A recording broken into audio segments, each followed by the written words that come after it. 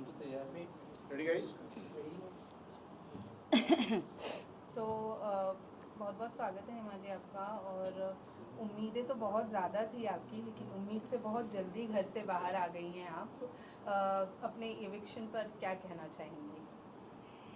देखिए, कहते हैं कि जो अगर मन जैसा हो जाए तो अच्छा है, और अगर नहीं हो तो और भी अच्छा है। तो ऐसा भी हो सकता है कि मैं ये जो इतना जल्दी आ गई हूँ उसके पीछे भी कुछ और बहुत अच्छा हो जाए। अब जैसे ये आप बोलें कि हेमा जी ये तो हम एक्सपेक्ट नहीं कर रहे थे कि आप बाहर आ जाएं, लेकिन और भी कुछ ऐसा हो जाए जो भी आप बोलेंगे हेमा जी ये भी एक्सपेक्ट नहीं किया तो कि इतना बड़ा कुछ हो जाए। सो वी नेवर नो, ये लाइफ है।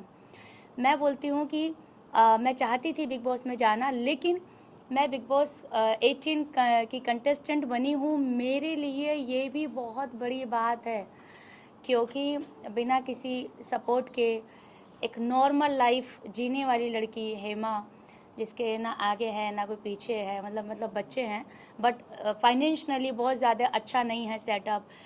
नॉर्मली सुबह शाम वही नॉर्मल रोटी खाने वाली लड़की अचानक से बिग बॉस के कंटेस्टेंट बन जाती है। कंट्रोवर्सी होने के बावजूद 1 साल के अंदर वो अपने ऊपर इतना मेहनत करती है, ज़मीन से जुड़ के मेहनत करती है। कोई फिल्म भी उसने नहीं किया, कोई टीवी सीरियल भी उसने नहीं किया, बस ज़मीन पे जाके जो लोग ज़मीन पे बैठे उनके साथ बैठ के बातें की और जनता बनी, और देखिए मैं बिग बॉस में पहुंच गई।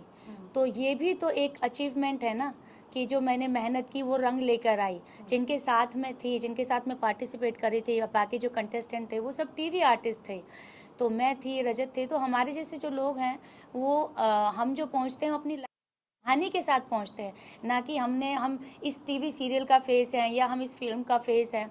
तो मुझे ऐसा लगता है कि मैं अगर आज बिग बॉस में पहुंची तो ओनली बिकॉज ऑफ मेरी लाइफ की कहानी के ऊपर, कि इसकी लाइफ की कहानी इतनी इंटरेस्टिंग है। तो मैं भैया खुश हूँ, आई एम हैप्पी कि मैं वहाँ गई। 12 दिन, एक दिन जाते हैं बिग बॉस के घर में, वो भी झंडा गाड़ते हैं, लिख देते हैं कि भैया एक दिन में रह के आए। मैं 12 दिन रह के आई हूँ, एक एक चीज़ें देखी हैं, साफ़ भी करके आई हैं टॉयलेट, ऐसी बात नहीं है। तो आपने जब कंट्रोवर्सी आपकी क्रिएट हुई थी, तभी आपने कहा था हाँ मनीषा रानी जैसे लोग जा रहे हैं, मुझे कोई दिलचस्पी नहीं है बिग बॉस में जाने की। लेकिन अब जब आपको अपॉर्चुनिटी मिली थी तब आपने हाँ क्यों कहा, जब आपने पहले मना किया था कि आपको नहीं जाने में और इसी कंट्रोवर्सी को लेकर मैं और जोड़ना चाहूँगी कि आपने सलमान खान को लेकर भी बहुत सारी नेगेटिव चीज़ें कही थी। तो फिर ये अपॉर्चुनिटी कैसे? यस, देखिए ऐसा है कि OTT 3 के लिए मेरी बात चली थी, जो अनिल कपूर जी कर रहे थे, और उसमें भी इसलिए गई थी कि चलो भैया उसमें सलमान जी नहीं कर रहे तो क्या पता मेरा हो जाए। तो मैं जब गई तो वहाँ पे उनको लगाया लड़की के अंदर दम है, इसको OTT के लिए नहीं रखते हैं, इसको कलर्स के लिए रखते हैं। ये बात है मई की। मई से मेरा जो सफ़र रहा है पूरे 6 महीने रहा है, और 6 महीने में हमेशा मैंने जब भी मैं इंटरव्यू के लिए गई कभी भी किसी को निराश नहीं किया। दूसरी बात मनीषा रानी की, आई थिंक मनीषा रानी के बारे में मैंने अगर कभी बोला हो, क्योंकि मनीषा से मेरी कोई पर्सनली दुश्मनी नहीं, मैं मिली भी नहीं हूँ सामने से, और मुझे पता भी नहीं वो क्या करती हैं, मतलब करती थी, अभी तो भगवान की कृपा से she is doing really good. Manisha के ऊपर कभी मैंने अगर बोला हो तो मेरे को सोच में मैं पड़ जाऊँगी कि मैंने क्यों बोला होगा। रही बात सर की, सलमान सर की, तो भैया उनसे तो मैं मिलना चाहती थी, इसी चक्कर में तो दबंग 3 कर ली हमने, और फिर भी नहीं मिले। लेकिन भैया क्या करे, प्यार इतना, सम्मान इतना है, अब बिग बॉस में जाना है, अपनी कहानी बतानी है। तो big boss biggest reality show है, तो जब कुछ करना है तो बिगेस्ट ही करते हैं। अब बिगेस्ट में भाईजान भी आ जाते हैं, हमने तो अनिल कपूर जी वाला किया था, हम तो डर भी रहते कि हमारा तो होगा भी नहीं। लेकिन जब आपकी नीयत साफ़ होती है, जब आप मेहनत करते हैं, ईमानदार होते हैं, तो वो चीज़ मिल जाती है। हम तो बात सेल्फी के कर रहे थे, हम तो बराबर में खड़े होकर बातचीत करके आए हैं, हम तो रह के आए हैं और हिस्ट्री बना दी है। तो जो आपने बात बोली है वो प्री प्लानिंग कुछ भी नहीं था। आज अब मेरा इंटरव्यू ले रहे हैं, अब मैं यहाँ पे किसी और का नाम बोल दूँ तो भैया वही अपलोड हो जाएगा, फिर कभी जब दोबारा इंटरव्यू होगा तो उसके शख्स के बारे में बोला जाएगा। तो वो इंटरव्यू भी वैसे ही था, वीडियो थी वायरल भाभी की बात की, लेकिन वहाँ पे जिक्र आ गया दबंग 3 का, और वो किस्से का, और हमने बता दी हकीकत जो हुआ था। उसमें हमारे आँख में ऐसे आंसू भी निकल गए, वो अपलोड हो गया, तहलका मच गया। तो हमको तो ये बोला था कि अब तुम्हारा करियर ख़त्म। मैंने बोला था, मैंने कहा भैया करियर मेरा सलमान खान ही बनाएंगे, और उस बीच में मैंने कोई काम नहीं किया। लेकिन आपने उस इंटरव्यू में आपने कहा था कि उनके बाउंसर्स ने आपको मिलने हाँ, नहीं दिया। exactly, हाँ। हाँ। तो जो अभी आप अंदर थे बिग बॉस में, तो आपने सलमान से क्यों बात शेयर किया? हाँ, नहीं की ना, क्योंकि सलमान जी ने पूछी नहीं। तो जब सलमान जी ने पूछी नहीं तो मैं होती कौन हूँ ये बात सामने से रखने वाली। सलमान जी को तो जब मैंने बोला मैंने दबंग 3 किया तो उन्होंने बोला अच्छा दबंग 3 किया आपने, तो जब उनको यही नहीं पता तो वो मुद्दा क्या पता होगा। लेकिन आपको क्या लगता है कि आपके साथ, लेकिन आपको लगता है कि आपने जो एक्सपेक्ट किया था वही आपके साथ स्टेज पर हुआ, आपके साथ जस्टिफाई हुआ? आपको लगता है प्रीमियर वाले एपिसोड में आपके साथ जस्टिफाई हुआ? आपने जो बाहर बातें की थी कि सलमान खान आपसे बात नहीं कर रहे, मिले नहीं, ये नहीं हुआ, वो नहीं हुआ, लेकिन हमें एज अ व्यूअर हमें नहीं लगा कि आपकी बातों को सुना भी गया है वहाँ पर, लेकिन आपको क्या लगा हुआ वहाँ पर आपके साथ जस्टिफाई हुआ स्टेज पर? हाँ, मुझे ऐसा लगता है सलमान जी मेरी जो बातें मैं कह रही थी बराबर सुन रहे थे। इसी चक्कर में तो उन्होंने मुझे पूछा कि अच्छा ये बताइए आपका नाम क्या है, आप हैं कहाँ से। फिर उन्होंने शादी वाली बात भी मेरी पूरी बराबर से सुनी है, तो उन्होंने पूरा अटेंशन दिया है। बात यहाँ तक की आई है कि आप तो बड़ी सुंदर है, आप कैसे बोलती हैं। तो आई थिंक मेरा इंट्रोडक्शन बहुत अच्छे से हुआ था। क्लिप क्या गई है इंट्रोडक्शन में मुझे पता नहीं, वो मैंने देखी भी नहीं है। मैंने उनके साथ डांस भी किया, मतलब मैंने बोले तो उन्होंने मुझे पूछा आप वायरल भाभी बन के जा रही हैं, आप वायरल भाभी क्यों हैं, तो मैंने बताया। अच्छा अब बात बच्चे की आती है, फैमिली मेम्बर कौन है, कहाँ से हैं आप, सारी बातें आई हैं। अच्छा खासा मेरा इवन मेरी सिंगल एंट्री हुई है, जबकि 2-2 लोगों की हुई थी, बट आई एम ब्लेस्ड कि मेरे अकेले की हुई है। मैंने क्या वायरल भाभी बन के क्या क्या करेंगे, अंदर खाना बनाएंगे तो कैसे करके दिखाइए, मैंने करके दिखाया। झाड़ू लगाएंगे तो कैसे करेंगे, करके दिखाइए। अच्छा जिम करेंगे साड़ी पहन के तो करके दिखाइए। I did everything and he was very happy. और बहुत लंबा कॉन्वर्सेशन हुआ, और इवन यहाँ तक भी हुआ कि मैंने बोला कि हाँ कि मैंने सुना आप लक्ष्मी हैं, आपके पैर लक्ष्मी है।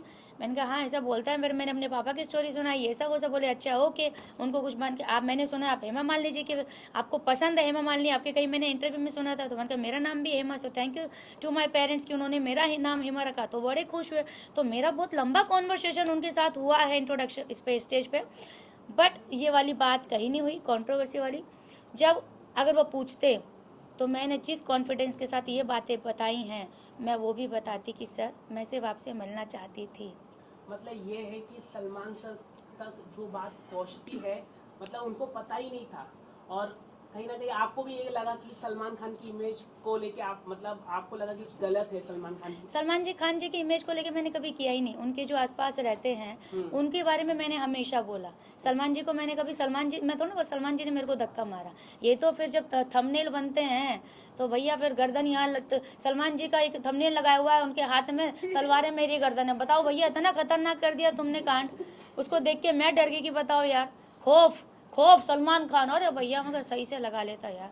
तो चीज़ें आपको पता है कैसे निकलती है, क्या बोलते हैं और क्या निकल के आती है। अच्छा आपके बिग बॉस जर्नी की अगर मैं बात करूं तो आपको लगता है जिस तरीके की पर्सनैलिटी आप है जो अभी तक हम जान पाए हैं, अगर आप इंडिविजुअल गेम खेलती तो शायद अभी तक घर में टिकी रहती, भेड़ चाल में चलने की वजह से आप जल्दी घर से बाहर आ गई हैं? नहीं, भेड़ चाल तो मैंने कभी चली नहीं, क्योंकि मैंने कभी इधर की उधर की नहीं। मैं इसके साथ बैठी इसकी सुनी, इसके साथ बैठी इसकी सुनी, अरे भैया इसको भी खाने की पड़ी है, इसको भी खाने की पड़ी है। और वहाँ पे ना ग्रुप बना लिया। चूँकि मैं अपनी इंडिविजुअल लाइफ बाहर से खुद जीती हूँ, ना मायका है ना ससुराल में, अपना डिसीजन खुद लेती हूँ, अपनी लाइफ खुद चलाती हूँ। तो मेरा वही है कि जो मेरे को सही लगा मैं इसके पास जाके बैठी। वहाँ पे क्या हो रहा है, ग्रुप चल रहे हैं। अब किसको नॉमिनेशन डालना है, यार इसका ये ठीक नहीं है, तो अगर तुम ये आपके साथ है तो आपका झगड़ा होगा तो ये साथ में आएंगे। तो भैया जब यहाँ तुम्हारे ग्रुप चल रहे हैं, मेरा तो झगड़ा किसी से नहीं है, तो मैं फटे में टांग क्यों अड़ाऊँ। जब मेरी बात आई, जब मैंने सोचा कि इनकी तो ईगो ही खत्म नहीं हो रही है, राशन ही नहीं मिल रहा है, ये कोना पकड़ के सॉरी बोल रहा है, वो बोल रहा है मेरी ईगो खत्म नहीं हो रही, जब मेरा पारा फूटा, अरे भैया तुम लोगों ने कमाल कर दिया। खाना खाना खाना खाना, उसको राशन क्या मिला, उसको लगा मैंने संसार जीत लिया। मुझे भी खाना मिला था, मेरे भी अंदर भी लालच आया था, लेकिन बाद में वो खत्म हो गया अगले दिन ही कि भैया अब जेल से बाहर निकालो, राशन पकड़ो, मुझे जेल से बाहर निकालो। बट आई थिंक अविनाश ने वो कैरेक्टर बहुत सीरियसली ले लिया। मैं बाहर लोगों को खाना बांटती हूँ, और जब मैंने एक ही दिन, जब मुझे लगा मेरे अंदर पावर आ गई है, अब मैंने एक दिन खाना कंट्रोल किया, तो मैंने देखा यार भूखे मर रहे हैं वो तो आपस में, अरे यार आज खाना कम मिला। मैंने कहा भैया मैं खाना कम नहीं दे सकती, ये खाना लो, बिग बॉस ने खाना खिलाने के लिए ही भेजा है। अगर मैं आप लोगों का बिग बॉस को खाना दिया हुआ आप लोगों को नहीं दूंगी तो ये गलत बात होगी। गेम अपनी जगह, खाना अपनी जगह। तो मैंने मन का आज क्या बनाना है, राजमा, हाँ भैया राजमा लो। तो फिर जब चाहत को खाना बनाने नहीं दिया जा रहा था तब आपने आवाज क्यों नहीं उठाई? अब मैं इसकी बात बताती हूँ, क्योंकि अविनाश के पास मैं और चाहत खड़े थे, और ये अविनाश ने प्रवोक किया चाहत को। चाहत के दिमाग में नहीं आया ये ब्रिलियंट आइडिया, मैं आपको बता देती हूँ। चाहत ने बोला मैं आप दोनों को खाना देता हूँ, 1 किलो आटा में आधा पैकेट देता हूँ, 3 रोटी तेरी 3 रोटी इसकी, आलू देता हूँ, सब्जी बनाओ, ये रही गैस, किसी के बाप में हिम्मत नहीं है कोई अगर रोक ले। तो मैंने भैया अभी तो मेरा चल रहा, बाद में सोचूंगी, लेकिन चाहत ने ले ली वो बात सीरियसली। चाहत ने जाके कर दिया कांड। तो जब चाहत कर रही थी और जब ये मुझे पता है कि ये सेम लाइन मेरे सामने भी बोली गई है, तो मैं तो यही सोचूंगी ना कि भैया एक्टिंग हो रही है, क्योंकि अगर इसका खुद का होना आइडिया होता तो शायद मेरा आउटपुट निकल के आता। लेकिन आपको ये कितना वैलिड लगता है कि किसी के लिए भी खाना नहीं बनाना चाहिए? बिग बॉस ने अभी तक के चूल्हा किसी का और बंद जिस नहीं तरीके किया। से आप लोगों ने और सिर्फ चाहत को राशन की वजह से पकड़ा सब था। लोग चूल्हा बंद करवा रहे हैं, सबका खाना बंद करवा रहे हैं, बट सामने वाला लोगों को दे रहा है खाना, एक ही लोगों को, भले ही उसके फेवरेटिज्म को दे रहा है वो, लेकिन वो दे रहा है। लेकिन वो कौन होते हैं पर बोलने वाले कि चूल्हा नहीं जलेगा? और लड़की किसी हो के के लिए। लड़की के साथ जो बिहेव किया गया है वहाँ हाँ। लगता है कि और चुम जस्टिफाइड जो था। बोलती है कि वो अनसेफ फील करती है अविनाश के साथ, लेकिन जो चुम ने एग्रेशन उसके साथ दिखाया चाहत के साथ, आपको कहाँ तक कि वो सही लगा कि वो चुम सही थी अपनी जगह पर? यहाँ पे जो है ना टाइम कोड को पावर मिली थी कि वो जो बोलेंगे we have to follow that rule, ठीक है। तो उसमें हम 17 लोगों ने, जितने भी लोग थे 16 लोगों ने साथ में ये डिसीजन लिया था कि ठीक है अब खाना जब बनेगा, जब सीधा 18 लोगों का बनेगा, उससे पहले नहीं बनेगा। लेकिन ये टाइम गॉड का डिसीजन नहीं था, टाइम गॉड को लोगों ने मैनिपुलेट किया था। अगर आपने देखा होगा तो लोगों ने बोला था, कंटेस्टेंट ने बोला था। लेकिन बात तो हुई थी ना, चाहे मैनिपुलेट से हुई हो, चाहे दिमाग से हुई, चाहे दिल से हुई हो, बात तो हाथों गर्दन तो हिली थी ना कि हाँ भैया यही डिसीजन है।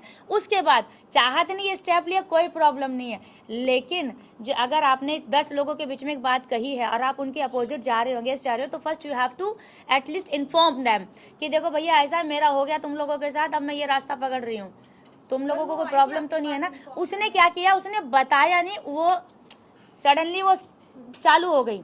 अब मुझे पता था कि ये जो कर रही है ये सेम लाइन अविनाश ने बोली है, तो ये अविनाश से इंस्पायर्ड हुई है।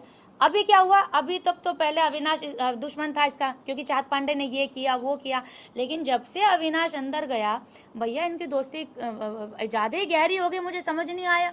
तो ये भी क्या मसला है, समझ नहीं आया मुझे। चलो वो भी ठीक है। तो तुम जो ये आइडिया कर रहे हो ये तुम्हारा खुद का क्रिएट किया होता तो मैं थी जो सिर्फ मुझे पता है कि ये मुझे भी बोली गई थी, लेकिन मैंने नहीं की क्योंकि मेरे को इतनी नहीं थी। और मैं सबसे ज़्यादा तो उसे नहीं सुबह खाना खाया था, खिचड़ी भी खाई थी, वो शिल्पा जी भी खिचड़ी खा ली थी, एप्पल भी खा लिया था। चलो फिर भी भूख लग गई, कुछ लोगों को लग जाता है, वो टेंशन नहीं है। लेकिन वो बोल देती देखिए ऐसा है सर, जो भी अपना आरफिन जी, अब मैं ये अपना रविनाश से खाना ले रही हूँ, मैं बना रही हूँ, आई होप इसमें से किसी को प्रॉब्लम नहीं होनी चाहिए, क्योंकि ये बिग बॉस का घर है, इंडिविजुअल राइट है गैस खाना बनाने का, चूल्हा ऑन करने का। तो जो बातें चिल्ला के बोली गई और जो वो आ कर रही थी, मैं आपको बता देती हूँ उसमें चोट चाहत को नहीं लगी थी, चुम को लगी थी, ठीक है। तो वो तो थोड़ा आवाज़ ज़्यादा हो रहा था। अब पता नहीं भैया वो ड्रामा था कि सच था, लेकिन मैं बस उसको ये देख रही थी कि भैया ये लाइन मुझे, अभी तो साथ में दोनों खड़े थे, इसने मान ली, मैंने मानी नहीं, ये फ़र्क है बस। अगर मैं ये मान लेती तो ये मेरा मुंह देख रही होती और ये मेरे हाथ में होते। आपकी अच्छाई आपको लेकर डूब गई? कहाँ डूबी, बताइए क्या डूबा मेरा? आप जेल में रहे 1 हफ्ते, तो जेल में रही तो मेरा इमोशनल आया ना बाहर। लेकिन जेल में रहकर आप ज्यादा पसंद किया, हाँ, बाहर आने के बाद अब मैं आपको बताती हूँ कि जितने लोग उतनी अलग अलग बातें। अभी इन्होंने बोला आपकी अच्छाई आपको जेल में ले डूबी, अभी जैसे बोली, अरे प्यार से बात कर रही हूँ, ये तो मैं जो है ना आपकी बात का जवाब दे रही हूँ, भी मुस्कुराते ऐसी कोई बात नहीं टेंशन वाली। अब इधर से आ रहा है कि जब आप जेल में थी तो ज़्यादा बढ़िया था, अच्छा तो तू जेल में रह लेती, ये बात आ रही है मेरे अंदर। तो ये जो है ना, जब ये वाले वीक में तो मैंने अपनी बलि वापस से चढ़ाने के लिए तैयार भी हो गई थी। जब राशन की बात थी अविनाश के चक्कर में, मैंने कहा गोड टाइम को बोला, टाइम गोड को, मैंने कहा मैं चली जाती हूँ पर मेरे को लिखित में दे दो कि मेरे को इस बार जल्दी निकाल लेना गारंटी के साथ। बग्गा को मैंने शामिल कर लिया, मैंने कहा बग्गा हम चले जाते हैं। बग्गा बोला नहीं यार फिर तू रोती है जेल में, फिर मुझे बुरा लगता है। मैंने कहा भैया अगर अविनाश चला गया ना तो माँ कसम राशन के चक्कर में हमें राशन ही नहीं मिलेगा। और वही बात हुई जो मैंने सारा को बोला, मैंने कहा अविनाश नहीं जाना चाहिए, देखना एक एक आटे के दिक्कत हो जाएगी। तो ये बात हुई थी। विवेन भाई ने भी मेरे को पूछा जी आप जेल में जाना चाहते हो? मैंने कहा भैया जाना तो चाहती हूँ पर बिग बॉस से इस बार पहले आदेश करा लेना, बहुत लंबा टाइम लेते हैं भाई वो। लेकिन ये जो आप बोल रहे हो बाहर आने के बाद में 2 दिन मैंने थोड़ा सा लोगों को समझने की कोशिश की, क्योंकि जेल में थी तो वो लोग मेरे पास आते थे, मैं बाहर नहीं आती थी। तो 2 दिन मैंने थोड़ा समझा, पूरा घर समझा। और वो जो मैं यहाँ पे जो ब्रेक डाउन हो गया था मेरा जेल के अंदर, लास्ट जिस दिन मैं निकली मैं उस दिन बहुत लिटरली हो गई थी। तो उससे भी थोड़ा सा मैं बाहर आई कि यार मैं पर्सनल बाहर से मैं ऐसी आई थी जूझते हुए, यहाँ पे भी मेरे साथ हो गई, ये क्या समझ नहीं आया। 2 दिन मैंने लिए लेकिन उसके बाद आई बिकेम नॉर्मल। लेकिन शायद मुझे ऐसा है कि कुछ चीज़ें शायद नहीं दिखाई गई हैं, मुझे ऐसा मन में है। आपको लगता है आपकी जगह आपको कौन लगता है कि आपकी जगह निकलना चाहिए था? अरे आप किसे सपोर्ट करेंगे? मैं अपने आप को ही करूँगी। कंटेस्टेंट्स में से ओके जो देखिए जो बोल निकलना चाहिए था? देखिए सीधी सी बात है, इस सब का जवाब जो है ना आप दोनों के अब सबके पास है कि भैया हेमा जी तो फिर भी कुछ कर रही थी, जो नहीं कर रहे थे वो घर के अंदर क्यों हैं, और हेमा जी इतना सब कुछ कर रही थी तो हेमा जी घर के बाहर क्यों है। तो मुस्कान और बग्गा जी सीधा घर वालों का फैसला था कि अगर कोई घर से जाएगा तो या तो मुस्कान जाएगी या बग्गा जी जाएंगे। हेमा तो जाना डिजर्व ही नहीं करती हैं, क्योंकि सबके साथ मेरा जो बॉन्डिंग था, कोई मुझे ना नॉमिनेट करता था ना कोई मुझे टारगेट करता था। और वो इसलिए नहीं कि मैं गुड बुक्स में थी, वो इसलिए क्योंकि मैं इक्वल थी। मैंने कोई पार्शलिटी नहीं की, मैंने किसी के पास जाके वो ऐसे ऐसे कर रहा है वो ऐसे ऐसे कर रहा नहीं, मैं यहाँ बैठी तो इसकी, यहाँ बैठी तो इसकी, because I was so real. One last question. सारा ने कहा कि सलमान उनको टारगेट कर रहे हैं, जो वीकेंड के बारे में जब सर समझा रहे थे लगातार कि कोच कोई Mind coach. अच्छी सोच रखनी चाहिए, उनको समझना चाहिए। आप वो कैसे देख रहे हो? वो समझ ही नहीं पा रहे थे, एट द एंड में वो समझ पाए, लेकिन सारा बोल रहे थे टारगेट कर रहे नहीं, और actually जिस तरह से सलमान- बार टारगेट जैसा उन्होंने- सलमान सर का सिर्फ ये था कि भैया मुझे सीधा सीधा बताओ कि आपका काम कैसा है, आपका ये जो प्रोसेस है ये कैसे समझ ली। पब्लिक जो आम जनता बैठी है जिनके पास कम दिमाग है, इंक्लूडिंग मी ऑल्सो, ठीक है, तो उनको कैसे समझ में आए कि आरफिन का ये काम है, ये प्रोफेशन है। सीधे 4 लाइनों में समझाओ, लेकिन वो समझाना इतना ज़्यादा हो गया कि भैया जो थोड़ा बहुत समझते थे हम वो भी भूल गए। सबसे ठीक ज्यादा है। मैनिपुलेटिव लगते हैं आपको अरफिन और रजत? हाँ सही बात है, क्योंकि जैसे उनको दिखता है ना कमजोर लग रहा है, रो रहा है, अरे तू रो नहीं सकता, तू वीक नहीं है, तू बहुत स्ट्रॉन्ग है, तो ये बिल्कुल no no no you can't do this. हमें लगता है भैया कितना अच्छा आदमी, मेरे को भी लगा है ऐसे मेरा बहुत सपोर्ट किया उन्होंने। और रजत का क्या, और रजत का भैया चौड़े में आ जाओ, तसल्ली कर लो, पाड़ लो, उखाड़ लो, उसका वही खत्म नहीं होता भैया। One last आप question. टेलीविजन शो करना Last पसंद question, करेंगे? guys. टेलीविजन शो करना पसंद करेंगे आप आने वाले दिनों में, अगर आपको मौका मिलता है कलर्स के द्वारा कुछ शोज आपको ऑफर किए जाते हैं? मतलब आप बात भी ऐसी पूछ रहे हो कि मतलब जिसका कोई हाँ बोलने के अलावा सवाल ही नहीं है, कोई दूसरा आंसर ही नहीं है, और इतने कुछ नहीं बोल रहे भैया, आप ही बोल रहे हो, लंबी चौड़ी लिस्ट आपके पास ही है। हमारा कसम बिग बॉस हाउस में आप जाना बताएं। वापस पसंद करेंगी? लगता है बिग बॉस में जाने मिलेगा आपको अगर आपको वापस? मौका मिले वाइल्ड कार्ड कंटेस्टेंट बन के जाएंगे आप? देखो ऐसा है कि मेरी जनता है बहुत नाराज़, और कोई भी ये एक्सेप्ट नहीं कर रहा है कि हेमा बाहर आना डिज़र्व करती है, वो भी फर्स्ट कंटेस्टेंट। और भैया सीधी सी बात है, जो घर में बैठे हैं वो जब तुम वैसे भी कुछ ना करते तो बाहर ही आ जाओ ना।